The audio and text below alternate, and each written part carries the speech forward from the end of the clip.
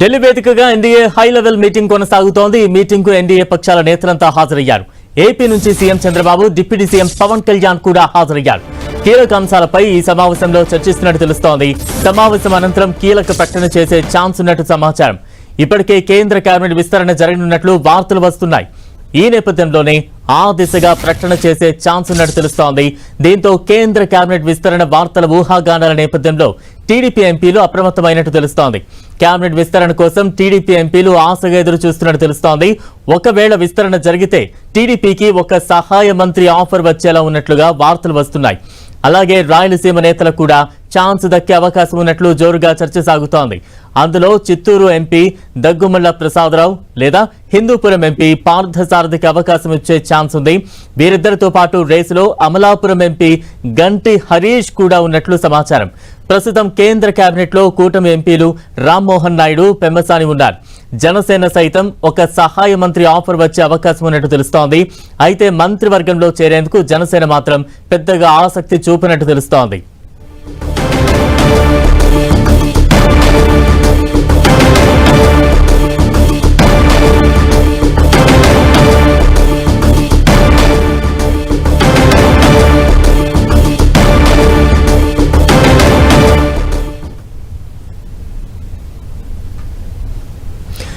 NDA high level meeting పై మరింత updates అందించేందుకు మా ఢిల్లీ ప్రతినిధి గోపి సిద్ధంగా ఉన్నారు. గోపి, బలరాం, ప్రధాని నరేంద్ర మోదీ 12 ఏళ్ల ప్రధానిగా ఆయన పదవీ కాలాన్ని పూర్తి చేసుకున్న నేపథ్యంలో ఈరోజు ఎన్డీఏ పక్ష నేతలతోటి కీలక సమావేశం భారత్ మండపంలో జరుగుతుంది. ఈ యొక్క కార్యక్రమానికి ఎన్డీఏ పక్ష భాగస్వామ్యం ఉన్న రాష్ట్రాల ముఖ్యమంత్రులు, ఉప ముఖ్యమంత్రులతో పాటు ఇటు గవర్నర్లు కూడా హాజరు కానున్నారు. ముఖ్యంగా ఇటు ఏదైతే రాష్ట్రంలో ఉన్న పరిస్థితులు, రాష్ట్రాల డెవలప్మెంట్స్, ఇతర అంశాలపైన కూడా ఈ సందర్భంగా చర్చించనున్నారు. ముఖ్యంగా 22 రాష్ట్రాలు, కేంద్రపాలిత ప్రాంతాల ముఖ్యమంత్రులు, ఉప ముఖ్యమంత్రులు, కూటమి భాగస్వామ్య పార్టీల నేతలు హాజరయ్యారు. అయితే 2047 నాటికి వికసిత్ భారత్ లక్ష్యంగా పనిచేయడము, దానికి సంబంధించిన కార్యాచరణ పైన ప్రధానంగా చర్చ జరగబోతుంది. అయితే కేంద్ర ప్రభుత్వ పథకాల లబ్ధి చివరి వరకు చేరే విధంగా ఈ యొక్క సమావేశంలో చర్యలు తీసుకునే విధంగా దానికి సంబంధించి కూడా చర్చ జరగబోతుంది. ఇక ఎన్డీఏ కూటమి ఐక్యతను ప్రదర్శిస్తూ భాగస్వామ్య పార్టీ నేతలంతా కూడా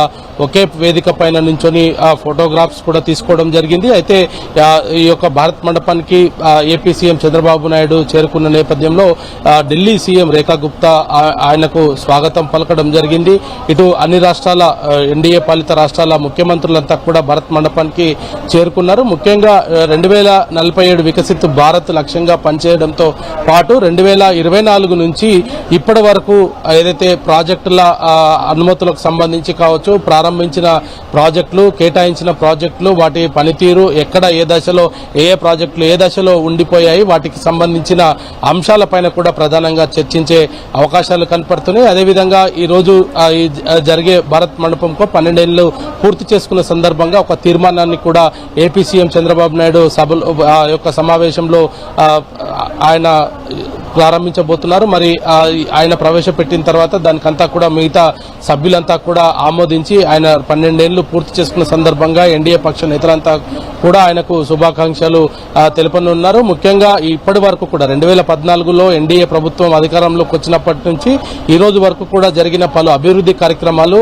ఏ సందర్భంలో ఏ బిల్లులో తీసుకువచ్చిన విషయాలు కావచ్చు, ఇప్పుడు ఆర్టికల్ 370 కావచ్చు, జీఎస్టీకి సంబంధించిన అంశం కావచ్చు, నోట్ల రద్దు కావచ్చు, లేదా డిజిటల్ పేమెంట్స్ కి సంబంధించిన అంశం కావచ్చు, వీటన్నిటిపైన కూడా ఈరోజు ప్రధానంగా చర్చ జరగబోతుంది. అయితే వికసిత్ భారత్ 2047లో కీలకంగా తీసుకురాబోయే అంశాలపైన ప్రధానంగా ఈ అంశాలపైనే చర్చ జరగబోతుంది. ఇందులో ముఖ్యంగా ఈ 2024లో ఏదైతే 3వసారి ప్రమాణ స్వీకారం చేసిన తర్వాత ఎన్డీఏ భాగస్వామ్యం ఉన్న రాష్ట్రాలకు కేటాయించిన ప్రాజెక్టుల అంశాలపైనే ప్రధానంగా అయితే చర్చ జరిగే అవకాశాలు కనపడుతున్నాయి. బలరాం, అంటే గోపి, కేంద్ర కేబినెట్ విస్తరణపై కూడా ఊహాగానాలు వినిపిస్తున్న నేపథ్యంలో ఒకవేళ కేబినెట్ విస్తరణ ఉంటే తెలుగు రాష్ట్రాలకు, అందులో ముఖ్యంగా ఏపీకి ఎటువంటి ప్రాధాన్యత లభించే అవకాశాలు ఉంటాయి?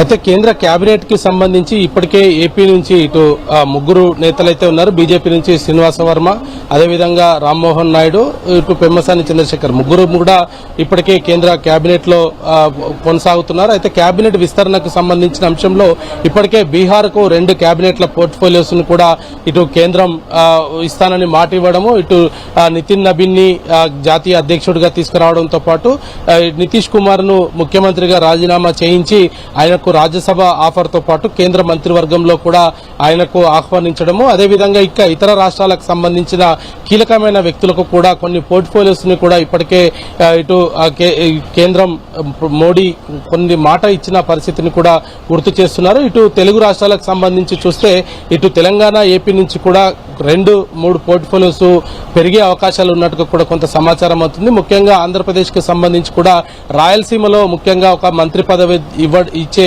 ఆలోచనలో కూడా ఉన్నారు. జనసేనకు కూడా ఒక మంత్రి పదవి లభించబోతుంది. దానికి కూడా కొంత జనసేన కొంత దానికి అయిష్టంగా ఉన్నప్పటికీ కూడా మంత్రివర్గంలోకి తీసుకోవాలన్న ఆలోచనతోటే మోదీ ఉన్నట్టుగా అయితే తెలుస్తుంది. మరి ఇప్పటికే పురంధేశ్వరిని కూడా కేంద్ర కేబినెట్ లోకి తీసుకుంటారంటూ కూడా కొంత వార్తలైతే వినిపిస్తున్న నేపథ్యంలో మరి ఆ 2-3 కేబినెట్ల ఈ విస్తరణలో 2-3 పోర్ట్ఫోలియోస్ కూడా వచ్చే అవకాశాలు అయితే కనపడుతున్నాయి. ఇక మిగతా రాష్ట్రాలకు సంబంధించి కూడా ఏదైతే భాగస్వామ్యంగా ఉన్న మహారాష్ట్రకు సంబంధించి కావచ్చు, లేదా ఇటీవల గెలుపొందిన ఈ వెస్ట్ బెంగాల్ కి సంబంధించి కావచ్చు, లేదా బీహార్ లాంటి రాష్ట్రాల్లో కూడా 1-2 పోర్ట్ఫోలియోస్ ని ఇచ్చే ఆలోచనలో ఉన్నారు. మొత్తంగా ఈ నెల ఆఖరికి కానీ లేదా వచ్చే నెల మొదటి వారంలో కానీ కేబినెట్ విస్తరణ ఉంటుంది అనేది కూడా ఎన్డీఏ పక్ష నేతలు అయితే చెప్తూ ఉన్నారు. 18వ తేదీ తర్వాత ఈ యొక్క కేబినెట్ ఎక్స్పెన్షన్ అయితే ఉంటుంది అనేది మాత్రం మనకు కొంత సమాచారం అందుతుంది. థాంక్యూ గోపి.